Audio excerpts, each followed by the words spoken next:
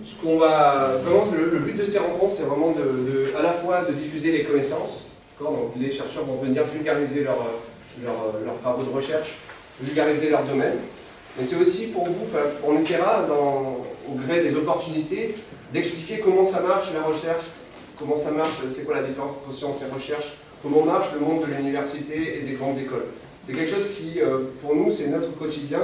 C'est quelque chose que, à titre personnel, je trouve formidable comme fonctionnement, très désintéressé, on travaille vraiment dans un but pour le bien commun, l'intérêt général, et finalement on peut s'apercevoir que ça peut être parfois un peu fermé pour certains. Et donc vraiment j'ai l'impression qu'on a tout intérêt à casser ces barrières et à faire, venir les gens à l'université, donc c'est un peu ce qu'on fait modestement aujourd'hui.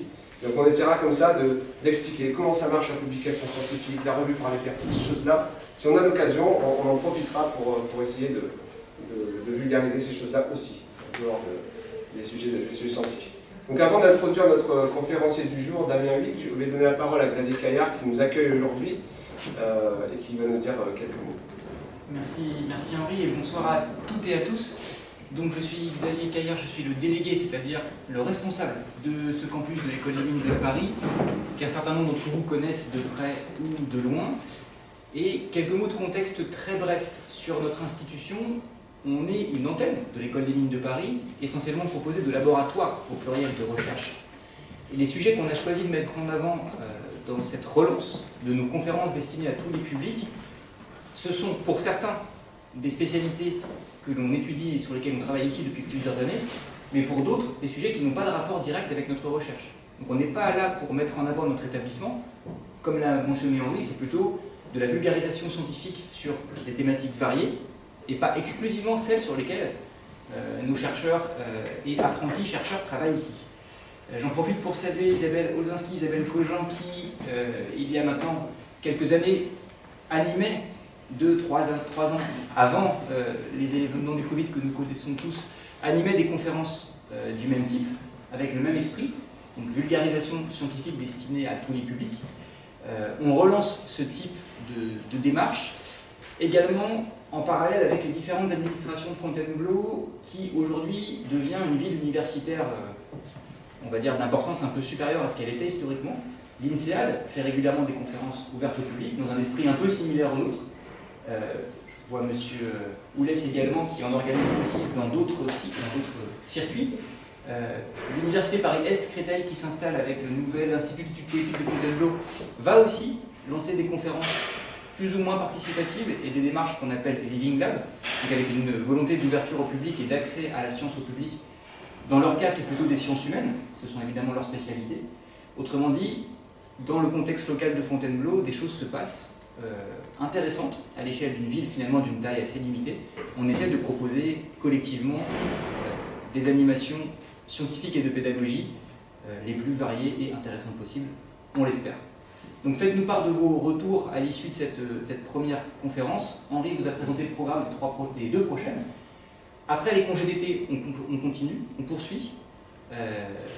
N'hésitez pas à en parler autour de vous. Je pense à ceux ou celles parmi vous qui sont en lien avec des lycéens. Certains d'entre vous sont au lycée, mais n'hésitez pas à faire passer le message, que ce soit pour les classes prépa, pour les classes scientifiques, les filières scientifiques des lycées.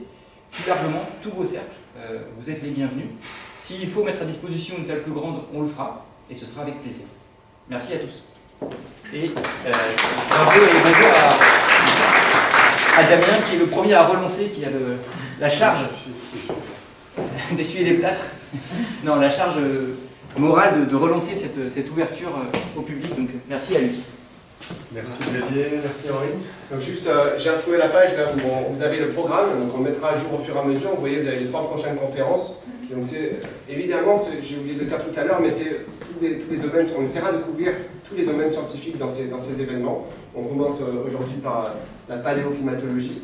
Voilà, Damien Huyghe qui est géologue ici au laboratoire de géosciences de l'École des Mines. Et Damien, tu as la parole. Bon, c'est ça.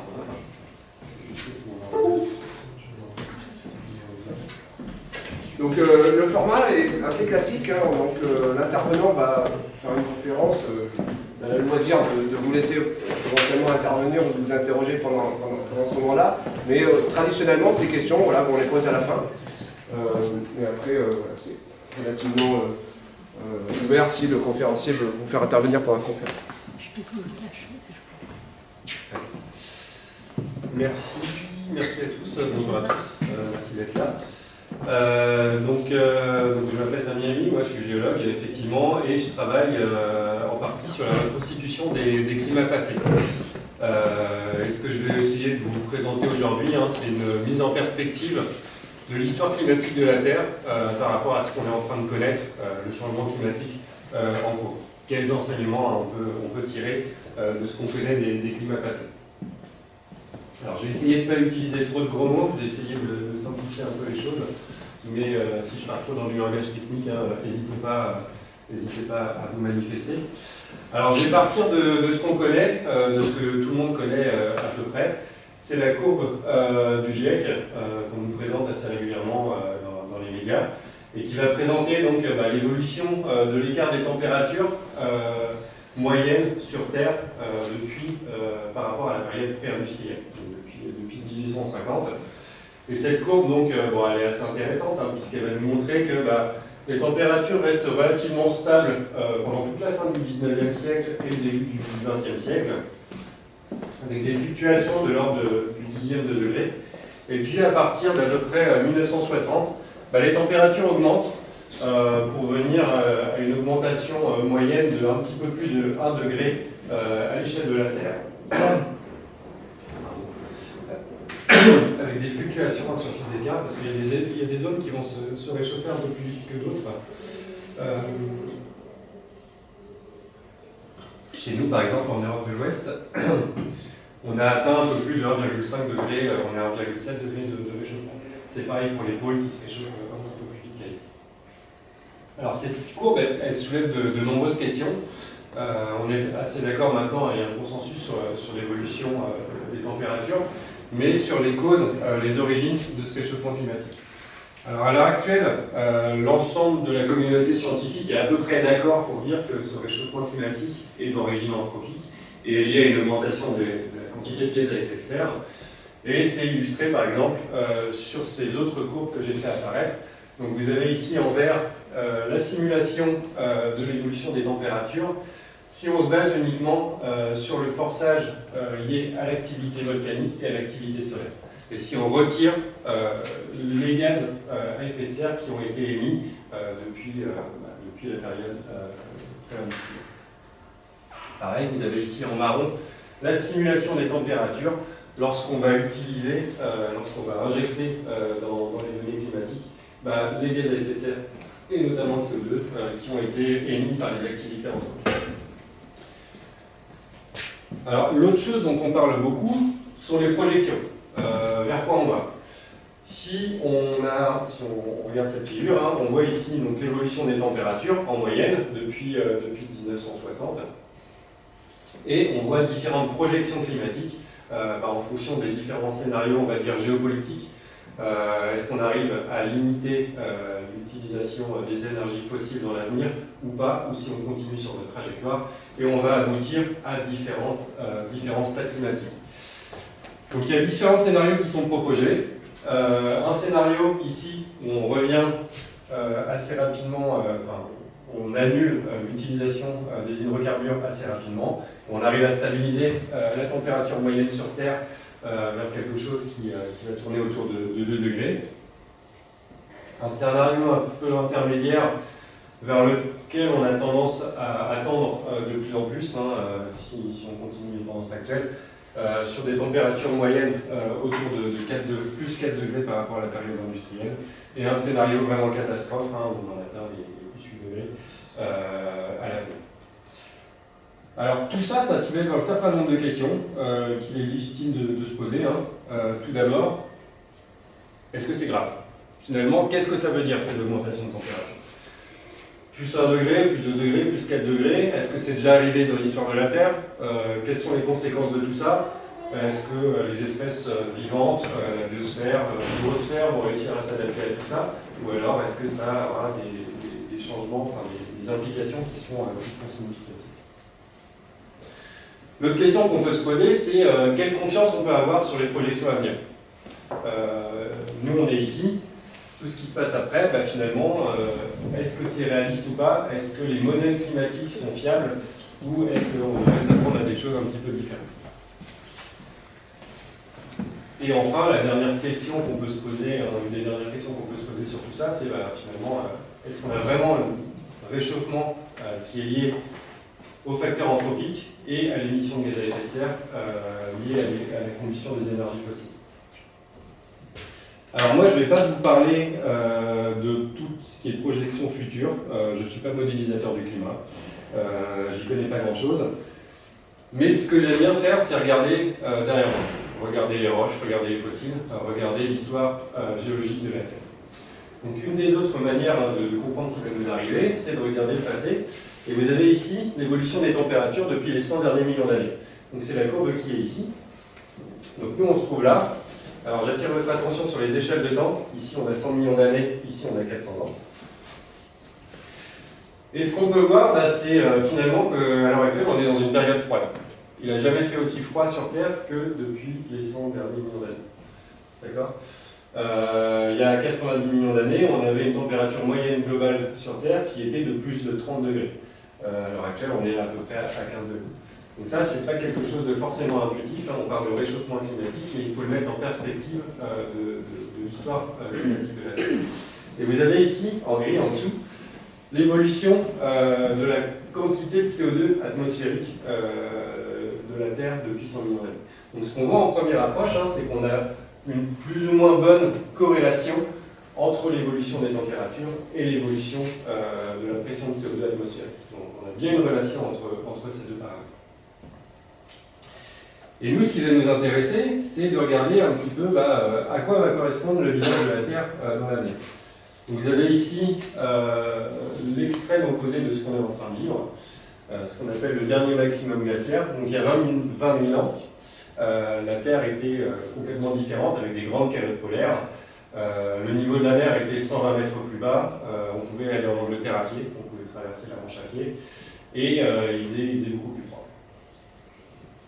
Si on revient un petit peu plus en arrière, il y a 3 millions d'années, à une époque qu'on appelle le Pliocène, ici, eh ben, on a un visage climatique de la Terre qui ressemble assez à ce qu'on va connaître d'ici 10-20 ans. C'est-à-dire une Terre qui avait une température moyenne d'à peu près 2 à 3 degrés plus chaud qu'actuellement, et surtout une quantité de CO2 dans l'atmosphère qui est assez similaire à ce qu'on va vivre aussi, à un petit peu plus de 400 ppm de CO2 dans l'atmosphère. Pour le scénario un peu plus catastrophiste, celui-là, on va arriver aux températures qu'on connaissait il y a 50 millions d'années, dans une période qu'on appelle l'Éocène inférieur, où les températures sur Terre étaient comprises entre 25 et 30 degrés, donc quelque chose de beaucoup plus chaud.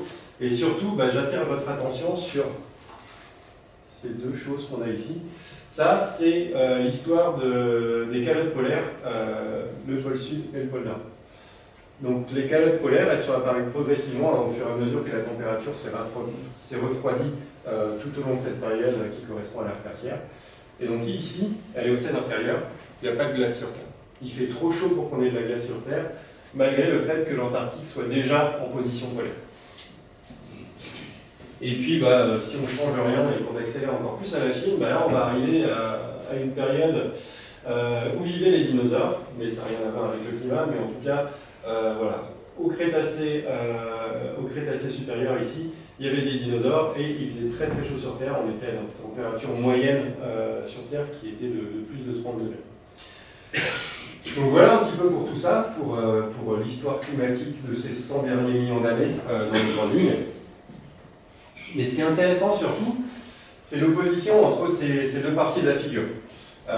Ici, ça correspond à des modèles climatiques, c'est-à-dire des projections, quelque chose qu'on va simuler de par les connaissances qu'on a du climat, les rétroactions entre les différents paramètres, et on va essayer de voir ce vers quoi on va tendre, mais on n'y est pas encore, donc on n'a pas moyen de vérifier directement avec certitude ce qui va se passer, même si les modèles climatiques sont de plus en plus fiables et marchent vraiment très bien. L'avantage de regarder dans le passé, c'est que tout ça, c'est basé sur des données. On a des observations. On a des proxys qui nous permettent de dire que il y a 50 millions d'années, il faisait 28 degrés en moyenne sur Terre. Et surtout, ce qui est intéressant, c'est qu'on peut avoir accès à l'ensemble d'un événement climatique. C'est-à-dire ce qui se passe avant, pendant, comment ça se manifeste, et comment on revient aux conditions climatiques anti-événement. Et en combien de temps. On est capable de comprendre quels sont les processus qui vont contrôler cette évolution climatique. Et surtout, on est capable de mesurer les conséquences. Que ce soit sur la biosphère, on est capable de dire, pendant tel réchauffement, on a eu X% d'espèces qui sont disparues, ou pas.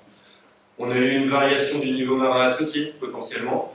Et on a eu un forçage, par exemple, aussi sur l'érosion, sur le régime des rivières, la pluviométrie. Donc c'est tout ça qui va être utile, en tout cas en géosciences, en géologie, et qui va nous permettre de mieux contrôler et de mieux affiner les modèles climatiques vers l'avenir.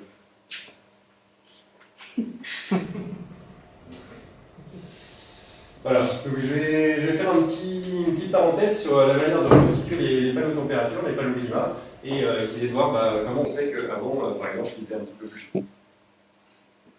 Alors pour le récent, c'est assez facile. Voilà, on a des mesures instrumentales. Ici, vous avez l'évolution des températures à l'échelle saisonnière à Paris depuis une centaine d'années. Donc chaque couleur ici correspond à quelques décennies. Et on est capable de dire que sur tout cet intervalle de temps, depuis un siècle, le gradient saisonnier de température, la différence été-hiver, été-hiver dans ce sens plutôt, est d'à peu près 17 degrés à Paris. Si on va un petit peu plus loin dans le passé, là ça devient un petit peu moins précis, on va dire. Donc ici vous avez quelque chose qui est assez emblématique, qui est assez souvent utilisé, c'est l'évolution de la date des vendanges au cours du temps. Donc là on remonte jusqu'en 1900 seulement, mais ouais, il y a des chroniques qui remontent jusqu'à beaucoup plus, des périodes beaucoup plus anciennes. Et ce qu'on voit, c'est que on vendange de plus en plus tôt sur les différents vignobles.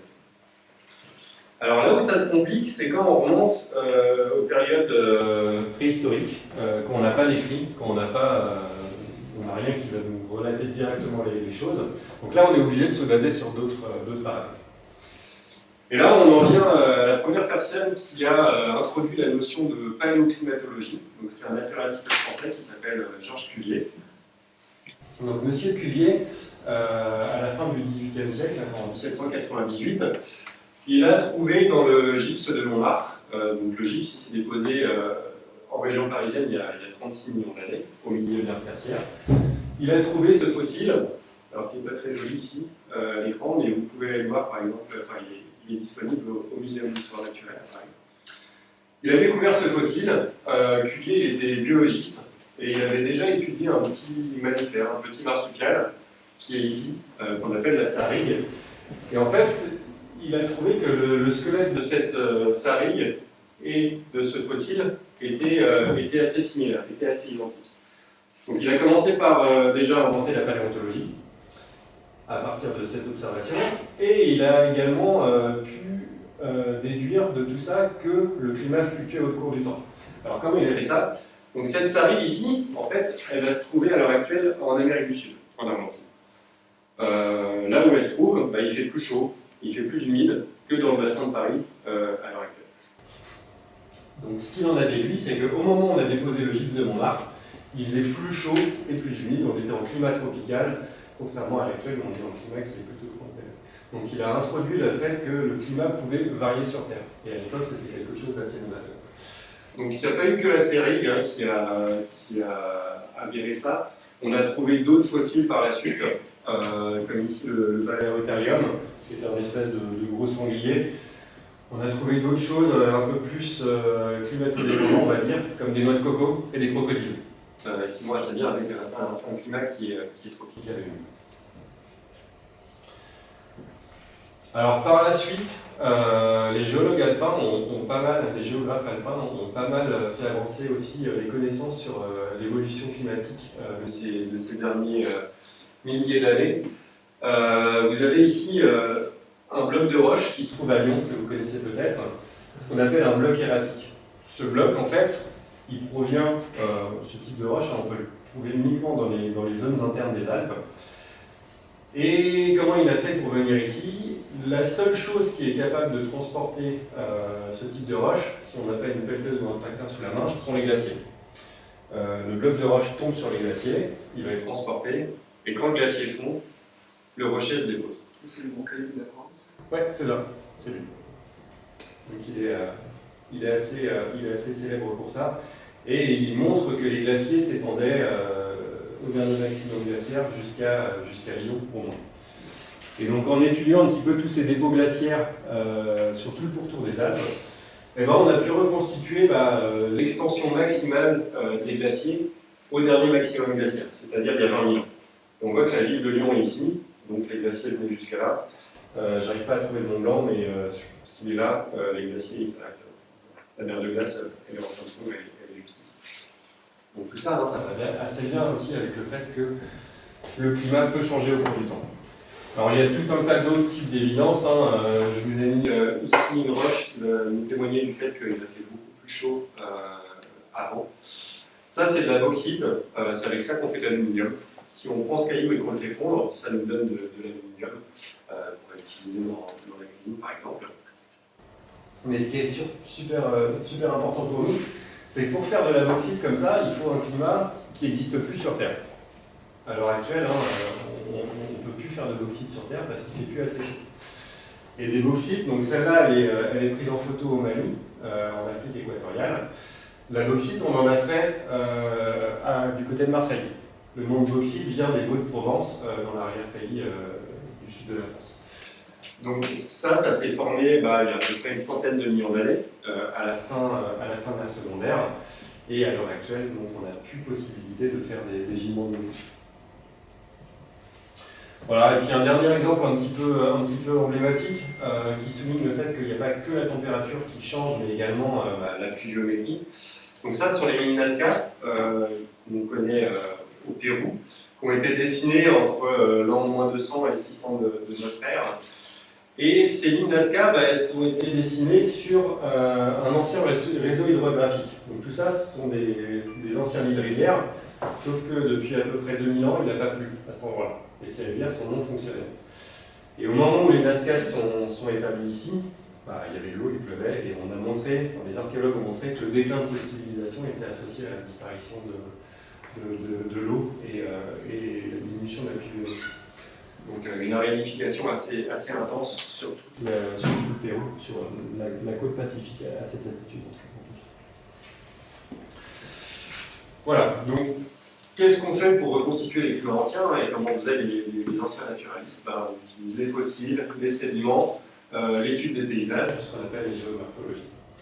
La limitation de tout ça, c'est que ça ne nous donne que des données qualitatives, on n'arrive pas à donner une température absolue sur le fait qu'on ait tel ou tel fossile ou telle roche. Et surtout, on a du mal à donner une durée au phénomène, donc à rattacher les variations climatiques à des facteurs de contrôle.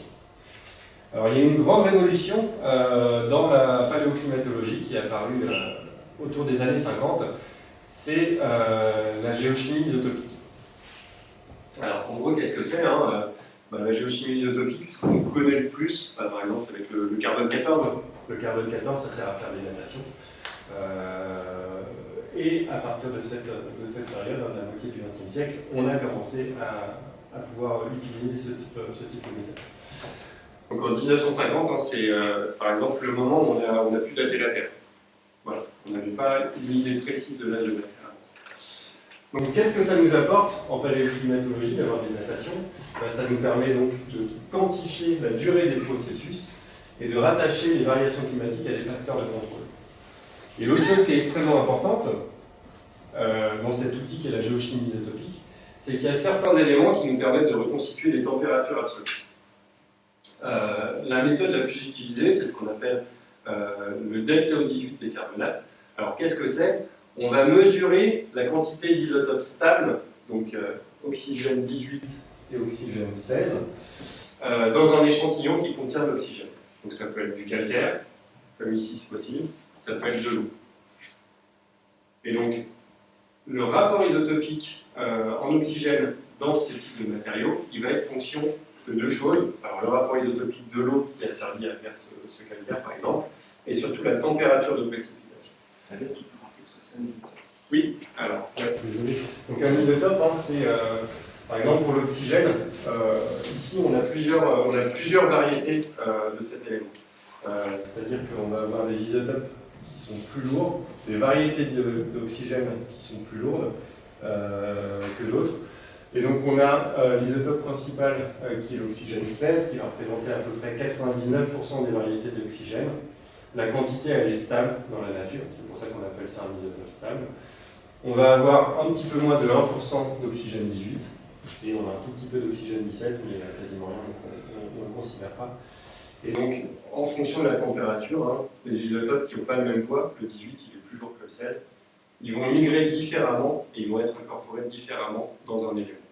Donc c'est comme ça, en fonction de ces variations de température et de la variation de la quantité d'incorporation de la quantité de ces deux isotopes, qu'on arrive à reconstituer les tableaux de température. Voilà, donc pour synthétiser un petit peu les différents types d'outils qu'on va avoir à notre disposition pour reconstituer les températures. Donc les données instrumentales pour la centaine d'années, les archives historiques pour le millier d'années, la dendro, la sclérochronologie pour la dizaine de milliers d'années. Alors la dendrochronologie, c'est l'étude des cernes des arbres, qui vont être plus ou moins larges en fonction de l'humidité et de la température. La sclérochronologie, c'est la même chose, sauf qu'on regarde dans les coquillages. Si vous prenez par exemple une coquille d'huître, une coquille d'huître, ça va avoir des petites cernes, pareil chez la coquille Saint-Jacques, et la largeur entre les cernes elle est dépendante de la température. Avec les calottes de glace, on remonte jusqu'à à peu près 1 million d'années, avec le forage de Vostok en Antarctique, on monte jusqu'à 800 000 ans.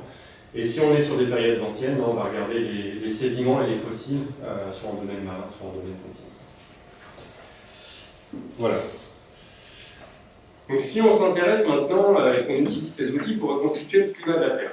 Alors, on part de ce qu'on connaît ici, donc la courbe du GIEC, avec l'évolution des températures depuis 150 ans.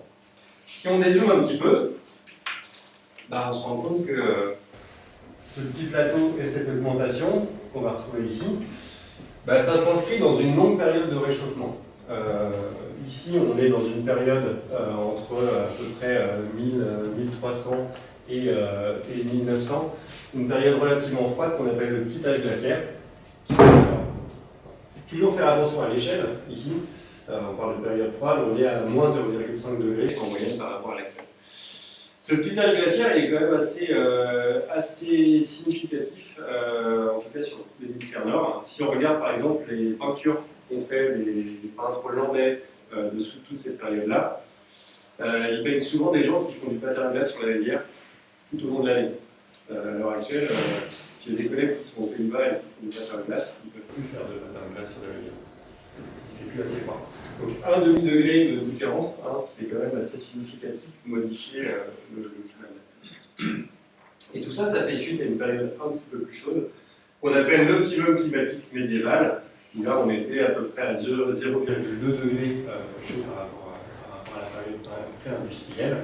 Mais c'est une période qui est assez florissante pour les civilisations. C'est à cette époque-là, par exemple, qu'on a découvert le Groenland, où il y avait de la vie, en tout cas, il y avait de la végétation par rapport à l'actuel. Donc ces oscillations de quelques degrés, de moins de 1 degré, elles sont assez impactantes sur la Terre. Si on dézoome encore un petit peu plus, et qu'on remonte jusqu'à moins 18 000 ans, on voit que ces fluctuations, avec le petit âge glaciaire, l'optimum climatique, etc., elles vont se répéter plusieurs fois tout au long des derniers milliers d'années. Et puis si on revient encore en arrière, on voit qu'au final, on était dans une période qui était assez froide, jusqu'à moins 4 degrés par rapport à l'actuel. Et donc tout ça, ça va correspondre au dernier maximum glaciaire. Et ce dernier maximum glaciaire, en fait, il n'est pas tout seul. Donc nous, on est dans le plateau chaud ici. Et le dernier maximum glaciaire, il est là. Donc une diminution assez vertigineuse des températures. C'est quelque chose qui est relativement long, qui dure à peu près 100 000 ans, jusqu'au dernier interglaciaire. Et avant ça, on revient à nouveau à une période glaciaire. Et finalement, ce pattern, il va se répéter un certain nombre de fois. Toujours avec cette période d'oscillation d'à peu près 100 000 ans. On va alterner entre un interglaciaire, glaciaire, interglaciaire, etc., etc. Donc on a une évolution assez bien réglée du climat, en tout cas pour les dernières centaines de milliers d'années.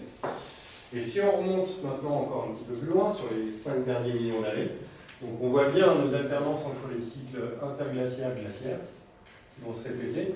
Et plus on remonte dans le passé, plus l'amplitude de ces cycles va être restreinte, et plus la température moyenne va être chaude. Et on se rapproche ici, il y a 3 millions d'années, des températures qu'on connaît actuellement, avec un différentiel été-hiver qui est moins marqué que pendant les périodes glaciaires ici. Si on dézoome encore, donc à peu près ici à l'échelle de l'ère tertiaire, je trouve toute cette période-là, donc c'est la courbe que je vous montrais tout à l'heure, hein, c'est un peu plus détaillé ici. Nous on est dans une période froide, et quand on remonte, il fait de plus en plus chaud, avec des petites alternances, mais en tout cas, plus on revient en arrière, plus il fait chaud et moins on a de glace sur Terre. Et si on dézoome encore plus, à peu près à l'échelle de ce qu'on connaît de l'histoire de la Terre, et on voit qu'on a une alternance entre des très longues périodes chaudes, qui vont durer quelques centaines de millions d'années, et des périodes froides, un petit peu plus courtes, qui durent quelques dizaines de millions d'années. Donc là, il n'y a pas d'échelle verticale ici sur l'évolution des températures, mais on est de l'ordre de à peu près plus ou moins 20 degrés ici. Donc quelque chose qui est quand même assez significatif. Voilà, tout ça, si on résume un petit peu, hein, on voit qu'on a un emboîtement de cyclicité climatique à l'échelle de la Terre. Plus les cycles sont longs, plus l'amplitude va être élevée, et plus on se rapproche de l'actuel, plus on considère des cycles qui sont courts, comme ici les cycles glaciaires interglaciaires, ou même ici les cycles de sel, plus l'amplitude de variation des températures est faible. Ici, on est sur du plus ou moins 1 degré à peu près. Ici, on est sur du plus ou moins 15-20 degrés. Voilà. Alors la question qu'on peut se poser, c'est pourquoi les températures varient? Pourquoi les températures varient de manière aussi cyclique? Et qu'est-ce qui contrôle la température à telle ou telle échelle de temps? Alors, on va s'intéresser d'abord au temps long et puis on va zoomer pour arriver jusqu'au temps court. Donc ici, vous avez l'évolution des températures sur les 550 derniers millions d'années. Donc c'est à peu près la courbe que je vous montrais tout à l'heure, mais un peu plus détaillée. Et on voit qu'on a toujours cette alternance entre des périodes chaudes. On en a 4 majeures, avec ici une petite période froide intermédiaire, mais qui est une période froide, et de vraies périodes froides qui se manifestent ici il y a à peu près 450 millions d'années, 300 millions d'années, et depuis une cinquantaine de millions d'années. Alors si on superpose à ça l'évolution de la quantité de CO2 atmosphérique, ici, donc ça c'est différentes reconstitutions, qui ne montrent pas les mêmes amplitudes, mais qui montrent les mêmes tendances en tout cas. Ce qu'on voit, c'est qu'on a une bonne relation entre les deux. Quand il fait chaud, il y a beaucoup de CO2. Quand il fait froid, il n'y a pas beaucoup de CO2. Donc ça marche bien avec le modèle de ce qu'on connaît à l'heure actuelle. La question qu'on peut se poser, c'est pourquoi? Pourquoi ça évolue comme ça? Alors, à votre avis, qu'est-ce qui pollue le CO2 sur Terre? Pourquoi le CO2 il varie à ces échelles de temps et d'où il vient en fait? Il y a une bonne analyse. Ouais. L'activité sismique? Non. Les océans? C'est-à-dire ce qui se passe en fait en dessous, les dégradations de matière au fond des océans, est-ce que ça ne fait pas un échappement de gaz? C'est pas suffisant. Les plans C'est pas suffisant. Les variations volcaniques. Ouais, c'est ça. Les variations d'activité volcanique. En fait, ce qui produit le CO2, en grande quantité en tout cas, quand l'homme n'est pas là, ce sont les volcans. Et sur Terre, les volcans, ils sont où? Ils sont au milieu des océans. Vous avez ici, donc ça c'est le visage de la Terre il y a à peu près 100 millions d'années, au Crétacé. Au milieu de chaque océan, il y a ce qu'on appelle une dorsale atlantique. Et une dorsale, qu'est-ce que c'est? C'est une longue chaîne de montagnes, une chaîne de volcans, où on produit de la lave, on produit de la croûte océanique, mais surtout on produit du CO2. Donc à cette période-là, les océans sont en train de se créer en fait.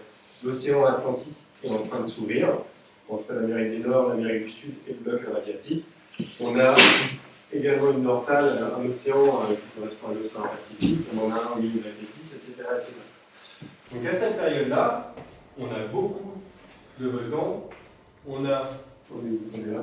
on a une pression de CO2 atmosphérique qui est forte et il fait chaud.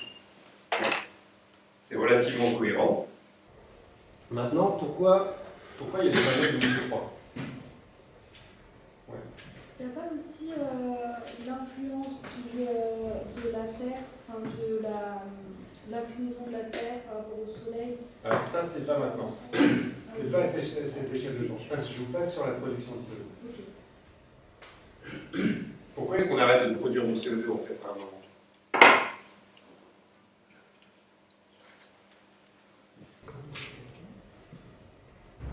À un moment, on arrête le volcanisme. Et pour arrêter le volcanisme, il faut fermer les océans. Il y a des périodes, comme il y a à peu près 300-350 km, où les continents ils se rassemblent tous. Et on fait ce qu'on appelle la Pangée, donc la dernière fois que tous les continents ont été rassemblés. Et qu'est-ce qui se passe quand on n'a qu'un seul supercontinent? Eh bien, on n'a qu'un seul océan. Et donc, on n'a qu'une seule chaîne de volcans au milieu des océans. Et du coup, on produit peu de CO2, puisqu'on a peu de volcanisme. Et donc, la Pangée, ça s'est formé à cette période-là, centrée à peu près sur 300 millions d'années. Et effectivement, on est bien dans une période où on a peu de CO2, et donc une période où il fait froid. Donc sur le très long terme, ce qui contrôle les variations du climat, en fait, c'est la position des continents, et le fait qu'on ait plus ou moins de dorsale océanique. Alors une petite question que je vous pose quand même, finalement quand on ferme les océans et qu'on rassemble les continents en formant un supercontinent, pourquoi la quantité de CO2 elle diminue et pourquoi elle ne reste pas stable?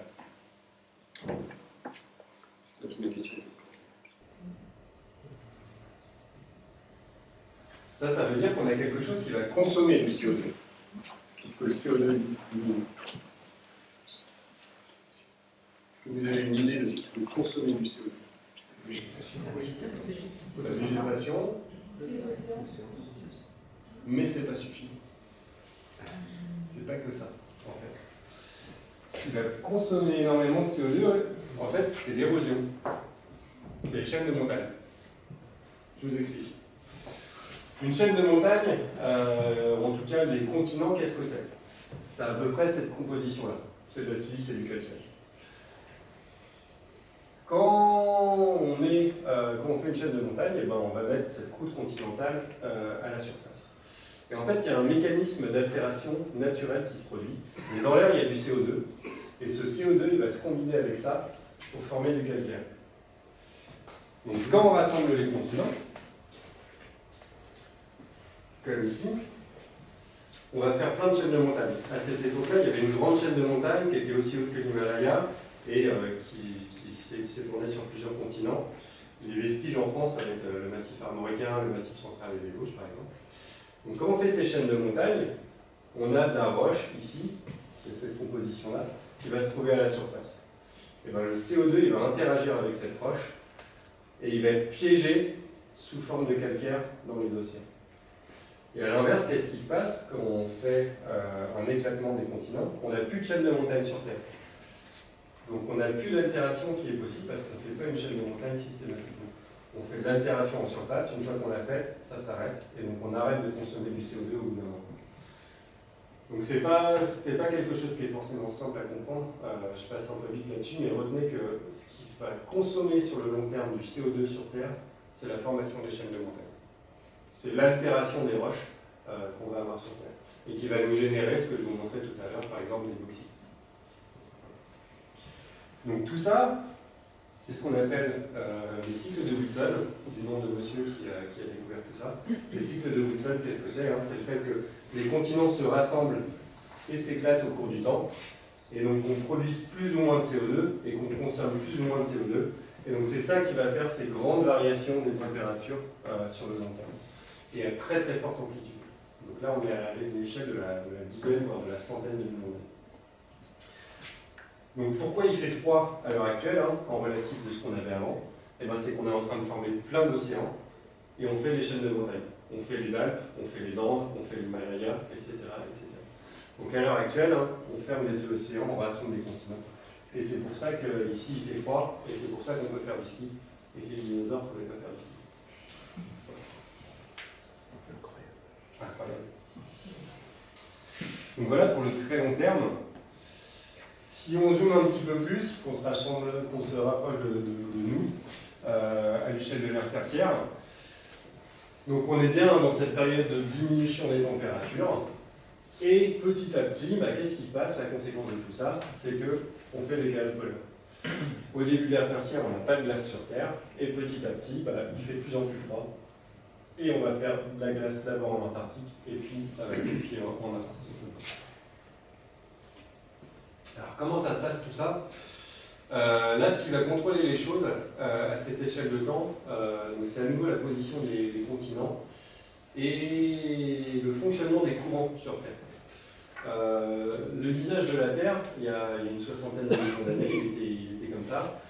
Donc ce qui est important ici, c'est qu'on a un grand océan équatorial. Et ce qui est important aussi, c'est que l'Antarctique, bien qu'ils soient en position polaire, il n'y a pas de glace parce qu'il est rattaché ici à l'Amérique du Sud et il est rattaché à l'Australie. Donc il n'y a pas de courant qui tourne autour de lui et qui peut l'isoler, comme on a à l'heure actuelle, ce qu'on appelle le courant circumpolaire antarctique. Mais ce courant équatorial, il va maintenir un climat qui est globalement chaud sur la Terre. Et petit à petit, au fur et à mesure de l'ère tertiaire, donc on va fermer cet océan Atlantique, cet océan équatorial. Donc on perd les dorsales, qui vient en subduction ici sous l'Eurasie. Et puis on va commencer à ouvrir des passages océaniques entre l'Antarctique et l'Amérique du Sud et l'Australie. Jusqu'à arriver à un moment donné où c'est complètement ouvert, le courant circumpolaire se met en place, et donc là on a la première glaciation qui intervient il y a 34 millions d'années. Jusqu'à arriver à l'actuel, où on ferme définitivement cet océan Atlantique, cet océan équatorial, je vais y arriver, avec la fermeture de l'isthme de Panama ici il y a 3 millions d'années, qui va lui permettre les glaciations dans l'hémisphère nord. Donc c'est vraiment la position des continents qui contrôle la paléocouranthologie et qui contrôle la formation des calottes polaires sur Terre, en tout cas à la partie. Voilà. Donc, juste pour vous resituer, la première grande glaciation en Antarctique, elle intervient ici, il y a 34 millions d'années. Donc on a une accélération dans le refroidissement qui se produit là. Et dans l'hémisphère nord, ça intervient ici il y a à peu près 3 millions d'années. On voit bien que ça génère des accélérations. Alors l'autre chose qui est intéressante sur cette courbe, et qui est un petit peu ce sur quoi moi je vais travailler, c'est qu'on voit que le refroidissement, il n'est pas continu. On voit plein de petits pics ici, comme ça, tac, tac, tac, tac, tac, qui sont en fait des petits réchauffements qui vont durer quelques dizaines à centaines de milliers d'années. Et tout ça, en fait, c'est super intéressant pour nous, géologues, parce que en fait, c'est des analogues assez fiables du réchauffement climatique actuel. Pour plusieurs raisons, parce que c'est des réchauffements qui sont globaux, c'est des réchauffements qui sont relativement rapides, et c'est des réchauffements qui sont assez intenses et qui interviennent à des périodes climatiques différentes de la Terre. Donc ça nous permet de voir un petit peu les similitudes entre chacun de ces réchauffements et de pouvoir voir un petit peu les patterns qui sont communs et les patterns qui sont différents entre eux, et ce qu'on peut garder et ce qu'on peut ne pas garder par rapport au réchauffement climatique. Alors, je vais vous parler de deux réchauffements en particulier. Celui-là, qui est intervenu il y a 55 millions d'années, qu'on appelle le PETM, pour maximum thermique de la limite Paléocène-Éocène en français. Alors lui, donc, il s'est produit il y a à peu près 55 millions d'années. Alors là, je vous montre des courbes un petit peu plus barres, mais ce qu'il faut lire là-dessus, donc ne vous intéressez pas tout de suite à ça. Vous avez ici l'écoulement du temps. Donc là, on est un peu plus vieux, là on est un peu plus jeune. Et donc là, vous avez des mesures du delta 18, donc indirectement des températures des océans. Et ce qu'on voit, c'est qu'à un moment donné, hop, on a un grand réchauffement. Les températures diminuent plus lentement qu'elles ont augmenté pour venir se restabiliser aux conditions climatiques qu'on avait avant l'hiver. Donc à quoi ça correspond tout ça? Donc ça correspond à un réchauffement en fonction des environnements de 6 à 8 degrés pour les eaux de surface aux hautes latitudes, donc près des pôles, 4 à 5 degrés au fond des océans, et 4 à 5 degrés aussi pour les eaux de surface en domaine tropical. Donc tout ça, ça intervient relativement rapidement, ça se produit en 200 000 ans. Il y a une conséquence qui est très nette sur l'évolution des espèces, parce qu'il y a une extinction qui se produit associée à cette augmentation des températures, de toutes les espèces qui sont situées près des côtes et notamment de ce qu'on appelle les foraminifères nordiques. Et ce qui est intéressant aussi pour nous, c'est la cause de ce réchauffement. Alors je ne sais pas si vous avez déjà entendu parler des clathrates ou hydrates de méthane.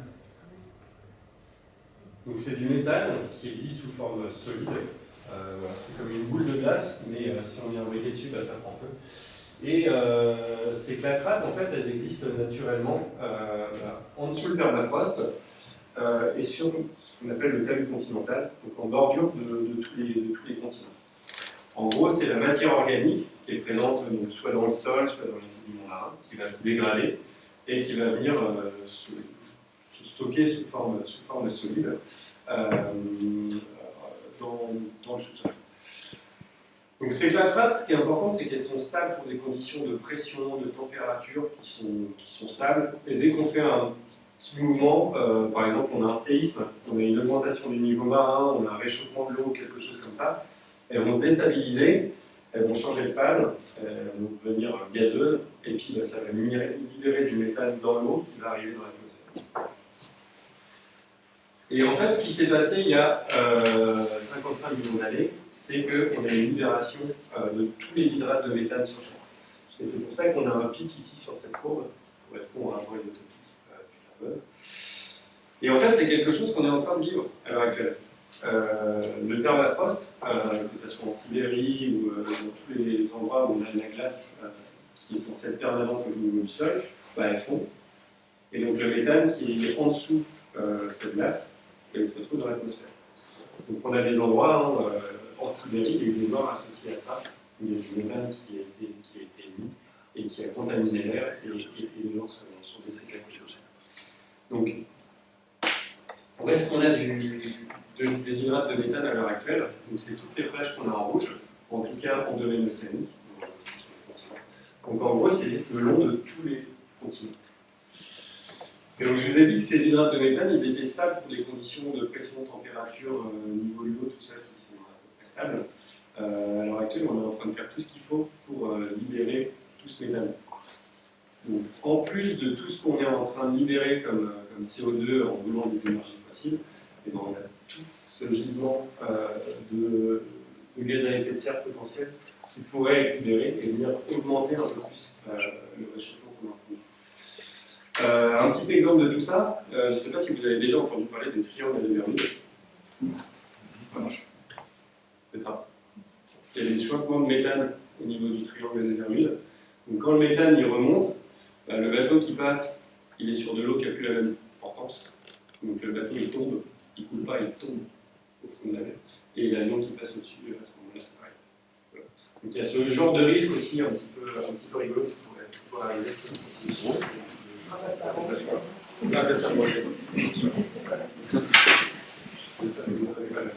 Je veux pas vous rendre donc voilà pour tout ça. Donc c'est pour ça qu'on a une augmentation aussi de température qui est aussi intense et importante, c'est qu'on a libéré à peu près tout le méthane qui était piégé dans les sédiments à cette époque. L'autre chose qui est très très intéressante aussi, vous avez déjà entendu parler du blanchiment des coraux, l'acidification des océans, tout ça. Ça, c'est quelque chose qu'on avait découvert aussi en étudiant ces événements passés. Ici, vous avez l'évolution de la teneur en calcaire dans les sédiments. Pendant le réchauffement, on n'a plus rien du tout. Et à partir du moment où on commence à rediminuer les températures, là, on recommence à précipiter. En gros, quand on met des gaz à effet de serre dans l'atmosphère, on acidifie les océans, on décale les sédiments décarbonés. Et donc, du coup, on arrête de produire des gaz, on diminue la production de gaz. Et on a un impact sur ce stockage de carbone dans l'atmosphère qui se fait bien. Donc ça, c'est quelque chose aussi qui est extrêmement important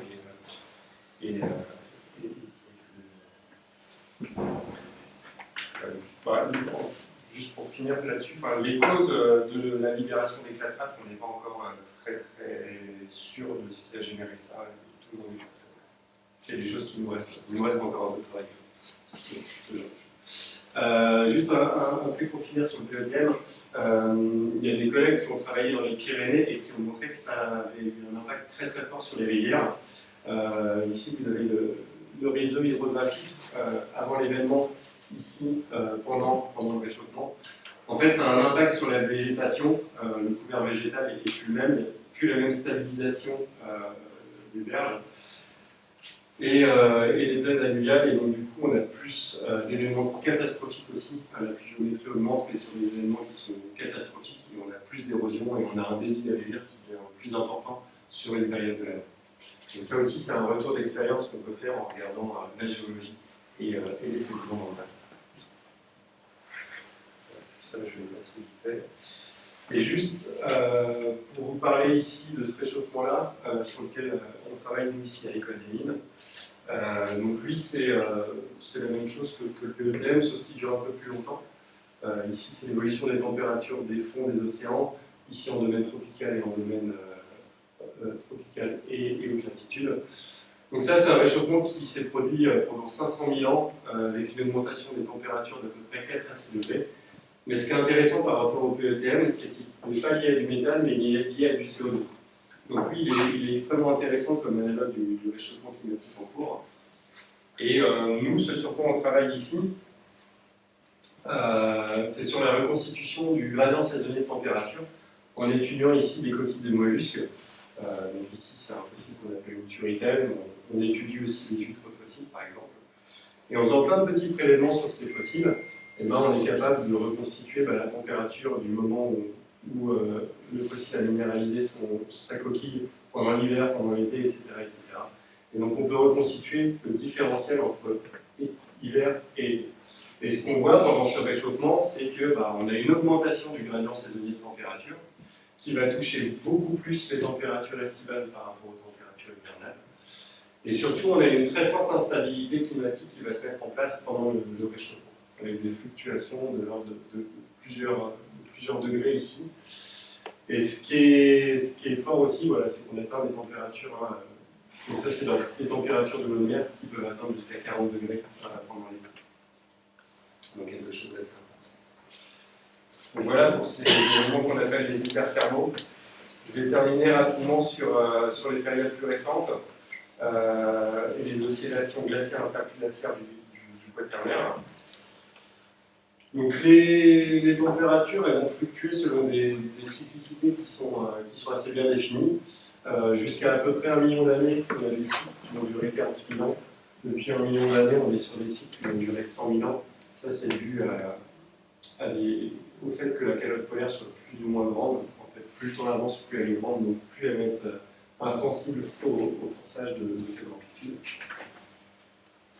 Et qu'est-ce qui contrôle tout ça? Ça, c'est un astronome serbe qui a découvert tout ça, du nom de M. Milankovic, qui a défini ce qu'on appelle la théorie astronomique du climat. Donc lui, c'est un astronome serbe qui a découvert ça dans les années 20, 1920, donc avant qu'on ait des méthodes d'observation qui soient assez costauds. Le gars était assez brillant quand même. Et ce qu'il nous a montré, c'est que, je ne sais plus qui parlait de ça tout à l'heure, mais la Terre, en fait, elle ne va pas être stable autour du Soleil, et elle va avoir des paramètres qui vont fluctuer. Donc ici, le phénomène qu'on appelle l'excentricité. Donc qu'est-ce que c'est l'excentricité? C'est le fait que l'orbite de la Terre soit plus ou moins circulaire ou plus ou moins elliptique au cours du temps. Donc ça, c'est quelque chose qui va osciller selon différentes périodes, mais une période de 100 000 ans et une période de 400 000 ans. Un autre paramètre qu'on appelle l'obliquité, ça c'est dû au fait que l'axe de rotation de la Terre, il n'est pas perpendiculaire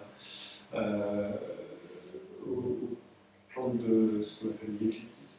Mais voilà, il est incliné d'à peu près 23 à 24 degrés et il oscille entre 21,5 et 24 degrés. Et ça se fait sur une période de 40 000 ans. Et le dernier paramètre, c'est ce qu'on appelle la précession des équinoxes. C'est le fait qu'on ait l'hiver dans l'hémisphère nord au moment où on est au plus proche du Soleil, au moment où on est plus éloigné du Soleil. Et ça, c'est quelque chose qui va osciller sur une période de 20 000 ans. Et en fait, la somme de ces trois paramètres, ça va définir un paramètre qu'on appelle l'insolation, qui est la quantité d'énergie reçue par la Terre depuis le Soleil. Et donc tout ça, ça va contrôler en fait, les cycles glaciaires interglaciaires et l'évolution des températures sur les dernières centaines de milliers d'années. Voilà, en gros, comment ça fonctionne. Donc on a ici ces trois courbes, excentricité, obliquité et précession, qui vont définir le paramètre de l'insolation. Et donc pourquoi on a les périodes glaciaires et les périodes interglaciaires? Tout simplement, quand on a des saisons qui sont peu contrastées, c'est-à-dire que la différence entre l'insolation hivernale et l'insolation estivale, elle est très faible. On a plus d'humidité pendant l'hiver, on a très forte précipitation neigeuse, mais après, on a des étés doux qui font tout fondre. Donc là, on est plutôt dans des périodes interglaciaires. Et à l'inverse, quand on a des saisons qui sont très contrastées, on a des forts réchauffements, et là, on a plutôt... bon, là, on a des échauffements, je vous ai mis un verre. Quand on a des saisons qui sont très contrastées, là, on a plutôt tendance à faire des périodes glaciaires, et quand on a des saisons qui sont peu contrastées, on fait des périodes qui sont interglaciaires. On crée de la neige et on la fait fondre. Donc voilà pour tout ça. Et ça a été très très bien montré par des collègues qui ont travaillé sur les calottes polaires, la glace en Antarctique notamment, et qui ont pu mettre en relation le fait que l'évolution des températures ici en rouge, elle était très bien corrélée, déjà elle variait de manière cyclique, et elle était très bien corrélée aux variations du CO2 et du méthane dans l'atmosphère. On a tout un tas de rétroactions qui vont se produire entre ces différents paramètres et qui vont contrôler le climat selon des périodes de 100 000 ans qui sont liées aux oscillations des paramètres. J'avance un peu parce que le temps passe. Et si on se rapproche maintenant des périodes récentes, je vous ai parlé tout à l'heure de la période froide qui nous précède, qu'on appelle le petit âge glaciaire. Juste avant, on avait une période chaude qu'on appelle l'optimum climatique de l'océan, du Miocène moyen. Excusez-moi le langage. À votre avis, qu'est-ce qui fait varier les températures à ces échelles de temps? Comment? Alors, ça a été soulevé en fait que l'être humain pouvait influencer le climat depuis en fait à peu près 100 000 ans, par la déforestation, par plein de choses comme ça. Mais là, c'est autre chose qui le fait varier de manière plus ou moins simple. Ouais. Est-ce que l'explosion de volcan local, ça va influer sur ce thème-là? Complètement. L'activité volcanique joue là-dessus. Ça fait partie des hypothèses soulevées pour expliquer les variations ici des de température. Il y a eu plus d'éruptions volcaniques pendant toute cette période-là. Et donc, quand on fait une éruption volcanique, sur certains volcans, on va rejeter de la poussière dans l'atmosphère, on fait un voilage qui empêche le rayonnement solaire de passer, et donc il fait un petit peu plus froid. Donc, génère ce qu'on appelle un hiver volcanique. Il y a autre chose qui rentre en ligne de compte. Comment? La couche d'ozone, alors ça c'est une conséquence d'une cause. En fait, c'est l'activité solaire. Le soleil, il a une activité qui va varier au cours du temps, selon différentes périodes. Donc, il y a des cycles à 11 ans, des cycles à 90 ans et des cycles à 200 ans. Et quand on regarde un petit peu tous ces cycles, vous avez en bleu les variations de température, vous avez en orange, violet et jaune les variations d'activité solaire. Ça se corrèle plus ou moins bien. Et ça, c'est quelque chose qui est assez intéressant parce que ça a été l'argument principal des climato-sceptiques pour dire que le réchauffement climatique n'était pas d'origine anthropique. Pendant toute la fin du XXe siècle, on était sur une période d'augmentation d'activité solaire.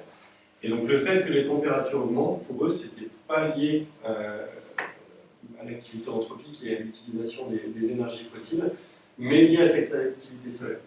Et pour eux, on était censé, au bout d'un moment, revenir vers des températures plus froides au début des années 2000. Je n'ai pas remis la courbe ici, mais la courbe bleue est montrée.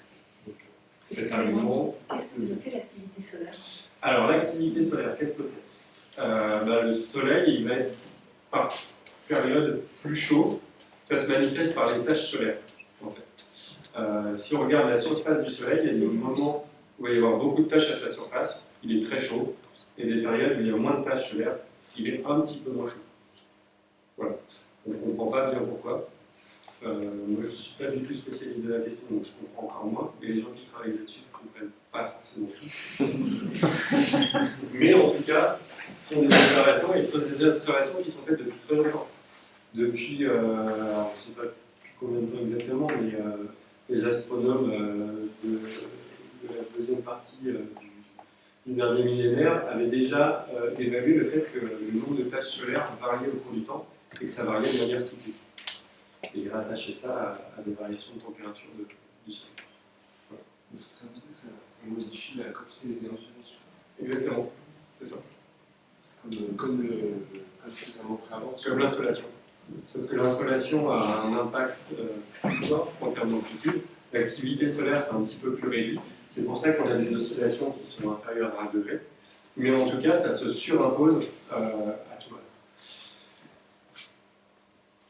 Donc voilà, si on regarde ici, j'ai mis la figure à l'envers pour que ça se focalise sur l'évolution des températures. Et ça, c'est le nombre de taches solaires et en gros l'activité solaire au cours du temps. Ça se corrèle plus ou moins bien à l'évolution des températures. Ici, on augmente l'activité solaire et on augmente bien les températures. Ici, on a un minimum. Et là, on revient à quelque chose de soleil plus chaud au moment où on fait l'optimum climatique du Moyen-Âge. Et donc, ce dont on parlait juste avant aussi, c'est l'activité volcanique.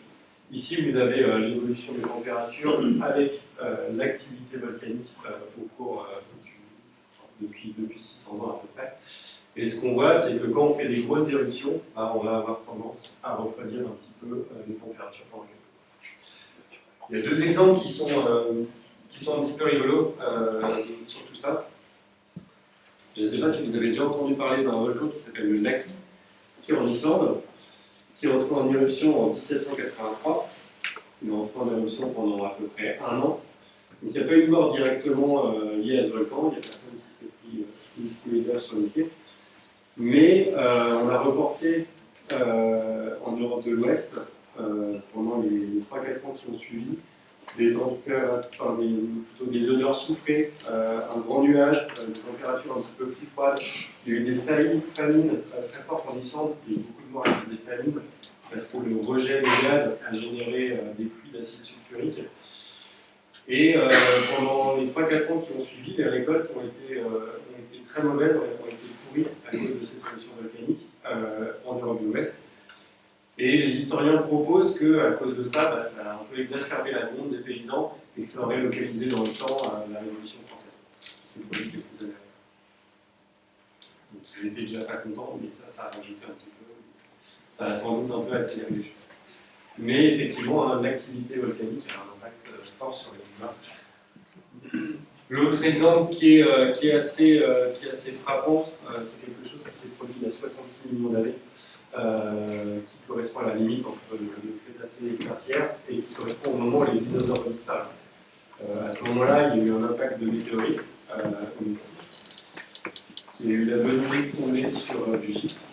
Dans du gypse, il y a du soufre. Ça a donné un puits d'acide sulfurique là aussi. Et on va faire un peu de cocorico, mais il y a aussi un Français qui a découvert qu'il y avait un épisode volcanique assez conséquent au même moment, Vincent Portillo.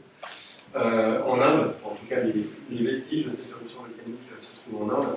Donc c'est quelque chose qui fait une province volcanique qui fait plusieurs fois la surface de la France, je ne sais plus combien de kilomètres d'épaisseur, mais c'est assez conséquent.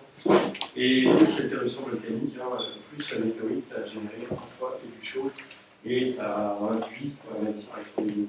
C'est quelque chose qui a eu un impact très rapide et très intense sur le climat. Voilà, et puis quand on se rapproche de l'actuel, une petite chronologie, on a les choses. Donc voilà un petit peu la synthèse de l'évolution climatique et des facteurs de contrôle à différentes échelles de temps.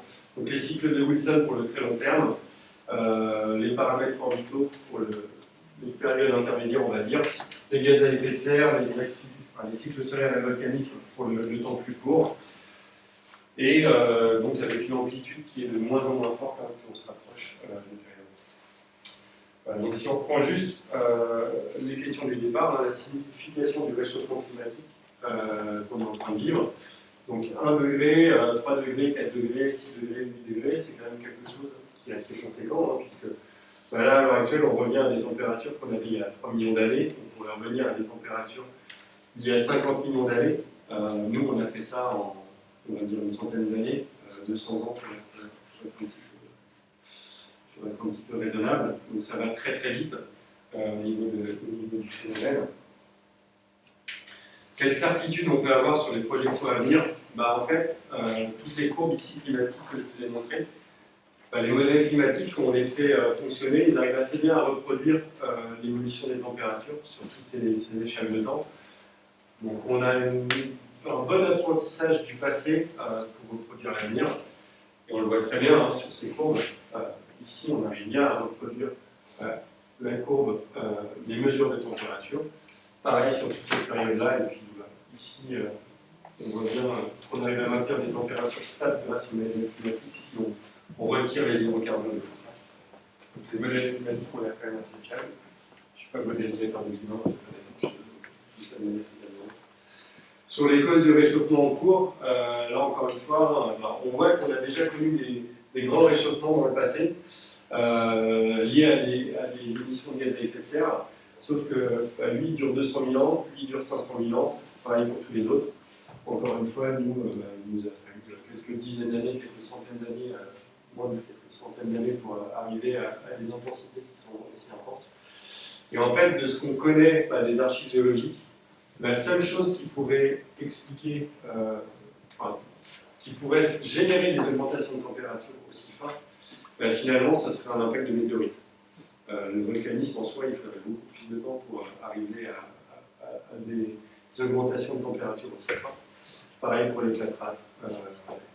Donc, il y a assez peu de doutes sur l'origine anthropique du réchauffement en cours et sa relation avec l'émission des gaz à effet de serre via la combustion des énergies fossiles. Voilà, je vous laisse avec cette petite mise en parallèle de l'avenir avec le patient. Je vous remercie pour votre attention.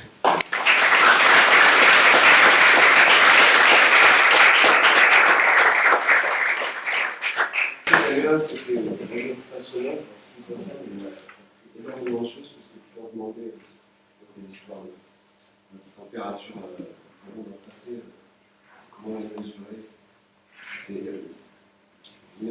C'est assez hallucinant la quantité de recherche qu'il y a pu avoir pour derrière ce que tu nous as montré en 45 minutes. On est un peu perdu, mais c'est vraiment passionnant. Excusez-moi. Du coup, ce qui est quand même très troublant, c'est que vos études tendent à innocenter totalement l'impact de l'activité humaine.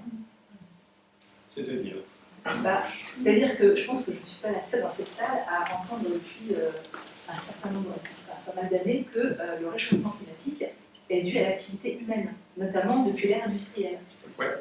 Et là, il semblerait que ce ne soit pas vraiment le cas, et je comprends du coup le raisonnement des climato-sceptiques. Parce que finalement, on s'aperçoit que les réchauffements et les refroidissements de la Terre sont des cycles qui existent depuis extrêmement longtemps. Alors, où est la place de l'homme dans tout ça?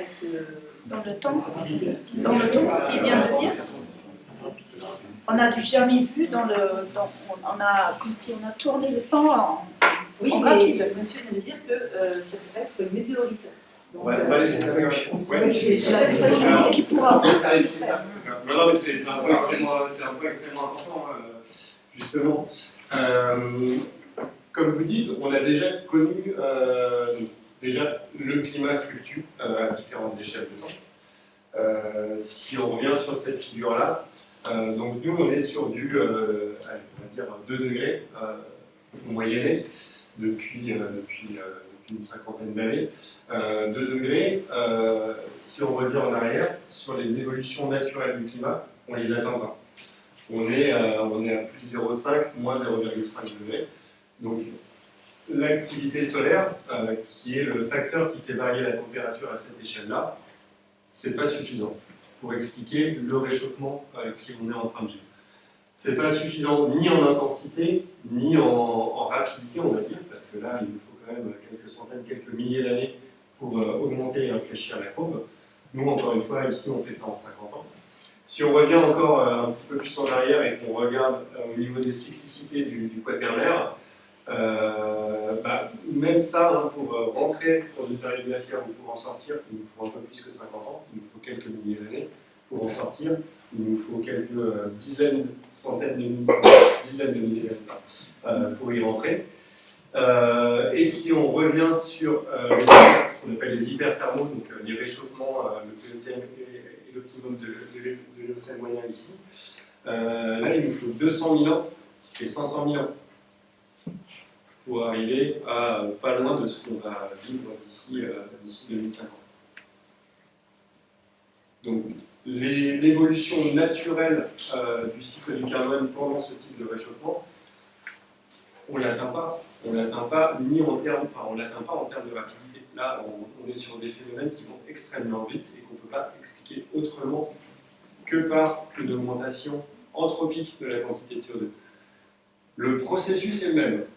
Là, c'est des gaz à effet de serre, là, c'est des gaz à effet de serre. Là aussi, à ce moment-là. Sauf que le mécanisme qui génère cette libération de gaz à effet de serre dans l'atmosphère, là, sur les mécanismes naturels, il nous faut des centaines de milliers d'années pour l'atteindre. Ici, on fait ça en 5 minutes.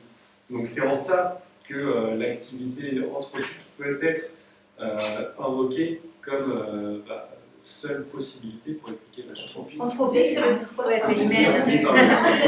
Activité humaine. Bah, c'est ça que l'on sait qu'il manquait pour comprendre. Mais ce qui est intéressant avec ces phénomènes-là, c'est qu'on voit très bien qu'on a une très bonne corrélation entre l'augmentation de la gaz à effet de serre et la température. Et là, on voit qu'on augmente la quantité de CO2 atmosphérique, donc, par voie de conséquence, c'est le seul moyen d'expliquer l'augmentation de température. Après, du coup, finalement, ce qui est dangereux, c'est pas tant la température, parce que la Terre a l'altitude, mais c'est plutôt la vitesse à laquelle elle monte, en fait, qui alors, fait qu'on va... oui et non, ça dépend si on est nombriliste ou pas. Donc effectivement, là, ça va vraiment très très vite. Là, ça va un peu moins vite, il faut 200 000 ans, sauf que en 200 000 ans, on fait quand même une extinction des espèces. C'est pas la même intensité qu'au moment où on a fait disparaître les dinosaures, ou encore plus tôt ici, à la limite entre le primaire et le secondaire, on a eu à peu près les mêmes effets, les mêmes climats, et on a fait disparaître 97% des espèces. Mais en tout cas, un réchauffement comme ça, ça induit des bouleversements environnementaux qui induisent les disparitions d'espèces. Donc la Terre, j'ai envie de dire, elle s'en fout. Voilà, il y a des espèces qui vont passer, il y a des espèces qui vont survivre. Sauf que nous, en tant qu'êtres humains, on sera impactés par tout ça. Et il y a beaucoup d'autres espèces nécessairement qui seront impactées par tout ça. Et après, il y a aussi une question des questions philosophiques, des questions morales. On est responsable de ce qui est en train de se passer. Donc, comment on se passe par rapport à ça? Ça veut dire que c'est un l'agriculture, par exemple, est-ce qu'elle serait possible dans le passé, quand il était beaucoup plus chaud, plus froid, parce que des moments où c'était pas du tout possible. Comme par exemple, je voyais souvent un doute qu'à l'époque des dinosaures, il n'y avait pas d'air, par exemple, il y avait plutôt des fougères ou des arbres. Parce que du coup, ça veut dire qu'on peut aller vers des scénarios où il ferait tellement chaud, on a des jungles partout et du coup, on ne peut plus faire d'agriculture, comme on la pratique actuellement. Alors, ce qui est certain, c'est que quand on fait des périodes très chaudes comme ici, une des manifestations, c'est d'étendre les bandes climatiques. C'est-à-dire que les tropiques, par exemple, si je reviens ici au moment où Cuvier a découvert ça s'arrête ici, c'était les tropiques dans le bassin de Paris. Et on arrivait à avoir aussi des crocodiles au Groenland. Donc, on étend les zones climatiques chaudes vers les hautes latitudes, vers le nord et vers le sud. Après, est-ce qu'on peut avoir des céréales ou pas sur Terre? C'est une bonne question. Je ne sais pas du tout. Peut-être aux très hautes latitudes, mais c'est vrai que c'est une vraie question. On va se mettre à manger des fous. Oui. Pour les deux pics de chaleur que vous avez montrés, Ouais. vous avez dit que l'un était causé par un rejet de CO2 et l'autre par un rejet de méthane. Mais est-ce que les deux ne sont pas corrélés? Parce qu'aujourd'hui, on a un rejet de CO2 puis on a un rejet de méthane avec le méthane qui est emprisonné dans la Terre. Alors, donc le premier, c'est que du méthane parce que le CO2, voilà, enfin, En gros, naturellement, il faudrait du volcanisme ou quelque chose comme ça pour libérer du CO2. Et ici, c'est que les clatrates qui ont joué. Donc c'est pour ça qu'on a un pic qui est aussi asymétrique et qui est très rapide comme ça. Pour l'optimum climatique ici de l'Éocène moyen, donc c'est du CO2, on ne sait pas trop pourquoi encore. D'où vient cette émission de CO2? Probablement du volcanisme, mais on n'a pas encore trouvé les traces d'un volcan qui aurait pu avoir généré ça. En fait, ce qui se passe ici, c'est que on a la première partie du pic qui est liée à du CO2, et ensuite la deuxième partie du pic de la fin qui est liée à du méthane.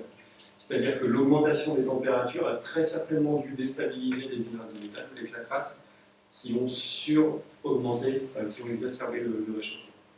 Et ça, on le voit en regardant d'autres types de signaux géochimiques. Voilà. Je dis ça parce qu'aujourd'hui, il y a tout le CO2 qu'on projette, mais il y a aussi tout le méthane qui va arriver en décalé de nos émissions. Et... On joue sur les zones humides, notamment. Le méthane, il est produit dans les zones humides, essentiellement. Et le changement climatique, en plus du fait que l'être humain a tendance à beaucoup assécher ces zones humides, ça joue sur la migration. Et notre réchauffement, enfin le réchauffement qu'on est en train de générer, encore une fois, risque de déstabiliser une grande quantité d'hydrates de méthane qui est dans le sol et dans les sédiments, et d'augmenter encore plus le réchauffement. C'est toute une boucle de réaction négative qui risque de se mettre en place. Ouais. Et dans les différents scénarios que vous avez montrés au début et à la fin, c'est pris en compte ça? Ou est-ce que c'est juste Ouais, les gens qui font les modèles ont conscience de ça. Dans les scénarios optimistes, on va dire que ça n'impacte pas. Dans les scénarios très, très pessimistes, là, on relâche plus le méthane aussi. Ça fait partie des choses qui sont incluses dans les derniers études. Mais bon, ça ne change pas fondamentalement les choses. Après, ce qu'il faut prendre en compte, c'est que le CO2 a un temps de résidence dans l'atmosphère d'à peu près 200 ans. Le méthane, c'est beaucoup plus rapide. C'est de la vingtaine d'années. Donc il est extrait de l'atmosphère plus rapidement que le CO2. Ça se résume.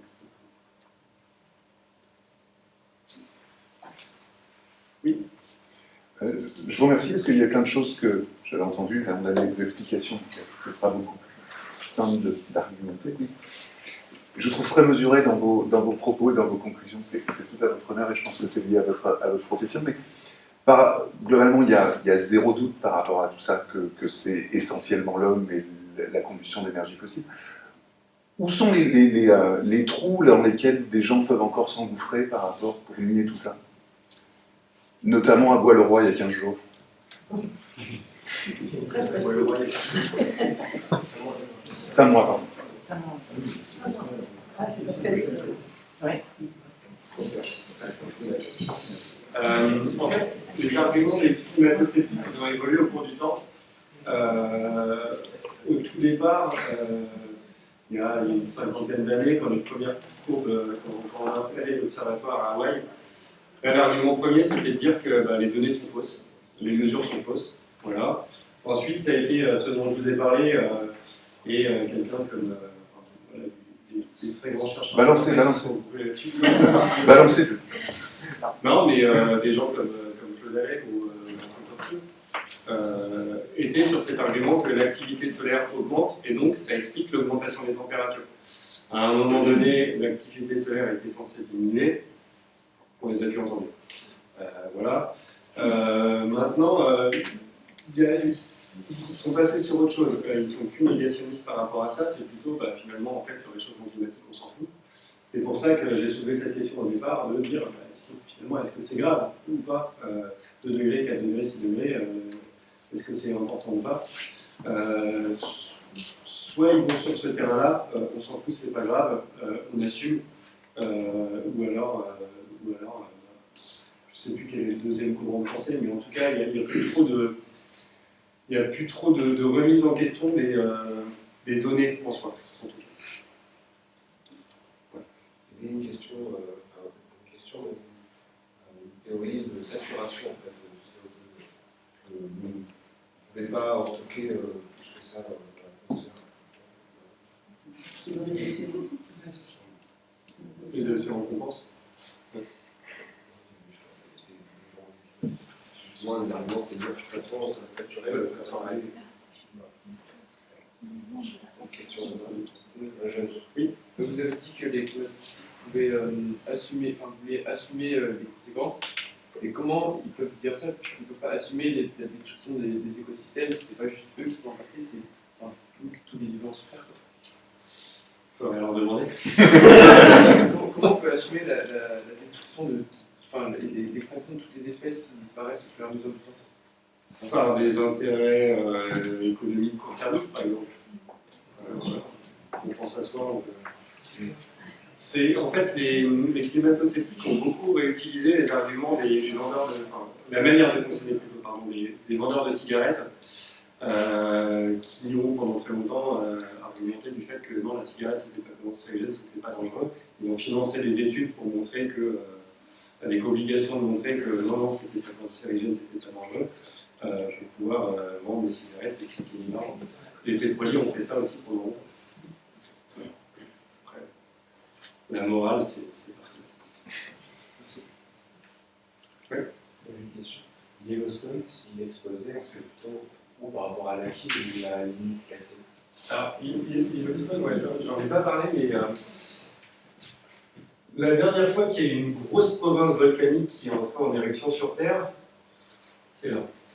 Donc c'est l'ancien, le volcan sous lequel se trouve Yellowstone à l'heure actuelle, qu'on appelle le Columbia River.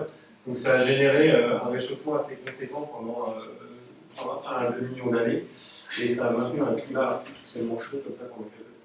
Donc effectivement, si Yellowstone entre en éruption, de manière bien péchue, ça peut aussi bien augmenter les températures. Ça fait un refroidissement sur le Alors il y aurait de la poussière, il y aurait pour commencer du refroidissement, et quand les poussières retombent, ça fait du réchauffement. Il y a des signes d'exposition. Alors, dans le détail, je ne sais pas, mais je sais que oui, c'est surveillé. Enfin, en tout cas, c'est très surveillé. On n'est pas dans un scénario comme dans. C'est quoi, c'est 2012 le film? Ouais, tout est long. Mais oui, ça pourrait être quelque chose. Les volcans, le problème, c'est que voilà, on n'est pas sur quelque chose de cyclique et ça échappe aux tendances normales, naturelles du climat, entre guillemets. Et puis, ça arrive.